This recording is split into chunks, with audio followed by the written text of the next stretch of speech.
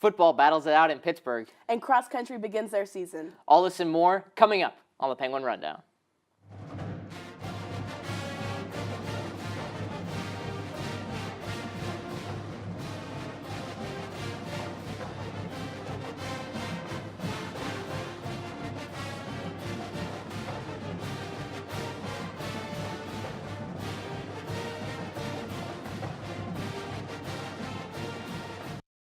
Come on in, everybody. This is the Penguin Rundown. I'm Chris Colella. And I'm Christina Stainovich. Welcome back for another semester, the first episode of the fall season. But first, we got to cover the summer. Christina, how was your summer? It was pretty good. I was counting down the days and the minutes and the hours so I could come back here. That's a lot of work. Speaking of work, did you work anywhere? I did. I was working at Swim Atlanta, so I was at home teaching swim lessons to little kids. Oh, that's good for you. But you got to have a pool in Atlanta. I mean, we have a lot of pools in Atlanta. A lot of them. Well, speaking of the summer, it gets pretty hot in the summer, but I think volleyball got off to a hard start as well. They did. After a hot start to the season, volleyball has fallen to 4-4. The women suffered 4 straight losses to New Mexico, North Dakota, UTEP, and LaSalle over the weekend. One bright spot for the Gwins was Sam Brown. The senior was named to the all-tournament team, averaging 2.3 kills per set. The team will look to bounce back this Friday as they compete in the Courtyard Marriott Canfield Penguin Invitational at home in the Beagley Center. Good luck to Sam, Coach Hardaway, and the entire team this weekend. The women's soccer team extended its winning streak to 4 last Friday night due to in large part to Courtney Lavin's first career goal in the 79th minute, along with the Gwyn's outstanding freshman play. In addition, sophomore goalkeeper Kylie Moffitt registered her 4th shutout on the year.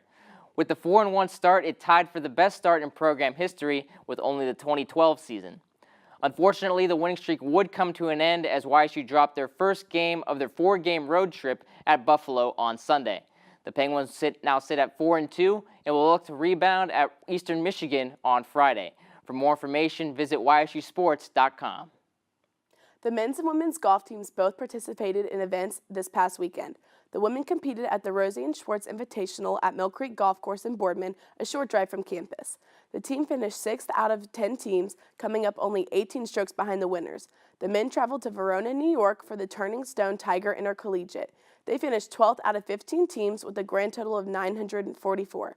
The men will head to West Virginia next week, while the women are off until September 23rd. Football took the short trip down the Pennsylvania Turnpike this past weekend to take on Pitt in the 2017 season opener. After going down 21-0 at the half, the Gwins battled their way back to tie the game late in the 4th quarter and force overtime. Despite forcing OT, Pitt would ultimately come out on top by a score of 28-21. 2 bright spots on the day for YSU, true freshman Christian Turner and junior Justice Reed. Turner had 5 catches for over 120 yards and 2 scores, while Reed had 4 tackles, including a forced fumble and fumble recovery to set up the game-tying score.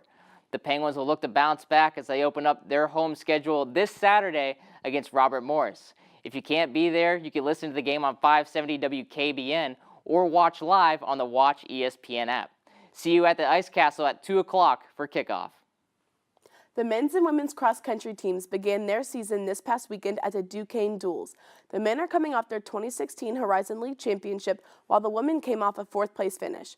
Of the 16 runners competing for YSU, 11 of them were making their collegiate debut.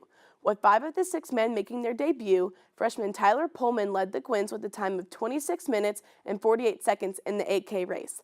On the women's side of things, it was senior Michelle Klim pacing the Penguins with a finishing time of 19 minutes and 36 seconds.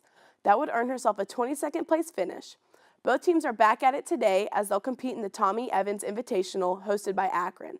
For stats and scores, check out ysusports.com.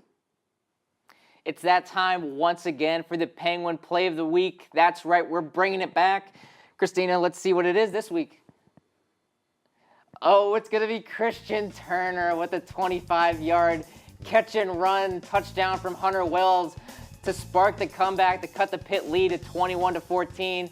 Christine, I believe you were at this game. I was sitting right in that end zone, so the play happened right in front of me. The crowd really got into the game at this point. Really exciting. I was also on that sideline, and it was a very exciting play.